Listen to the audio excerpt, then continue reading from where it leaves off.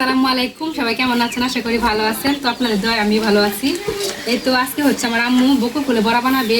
গাছ থেকে তুলে আনছে একদম তাজা ফুলগুলো। তো বড়া বানানোর জন্য এখানে হচ্ছে যে চালের গুঁড়া চাল আর কি ভিজা রাখছিল, এখন ব্লেন্ডার করছে। তো এখন মাখাবে। তো ভিডিওটা দেখতে থাকেন, আশা করি ভালো লাগবে। ভিডিওটা দেখার জন্য অনুরোধ করি। এই তো আদা রসুন দিয়ে দিচ্ছে, এখন দিয়ে দিব হচ্ছে হলুদের গুঁড়া, মরিচের গুঁড়া, তারপর হচ্ছে জিরার গুঁড়া, ধনিয়া গুঁড়া,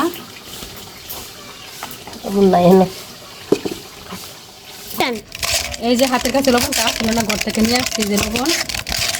আর একটু স্বাদের জন্য দিয়ে দিব আর কি যে টেস্টি চলো একটু, এটা অপশনাল, আপনার দিতে পারে নাও দিতে পারে।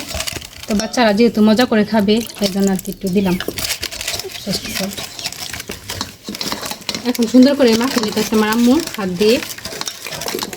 মানে মাখানোটা যত সুন্দর হইব, মানে বড়াটা কিন্তু খেতেও ততটা মজা লাগবো, ক্রিস্পি হইব।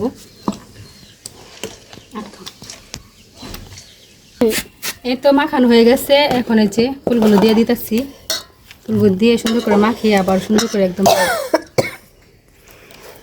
মাটির চুলাই ফুলের বড়া খাইতে কিন্তু সেই মজা, একদম মশলা করে বানাবো আজকে।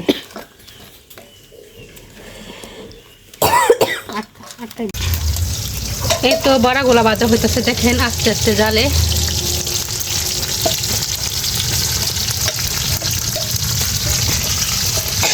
একবার হয়ে গেছে, এখন আবার আরেকবার দিয়ে দিয়েছে আর কি। এই যে বড়াগুলো দেখেন কত মশমশা।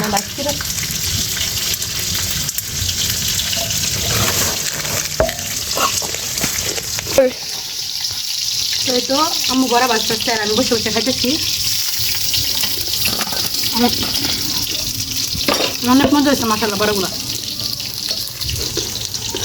কি মশমশা।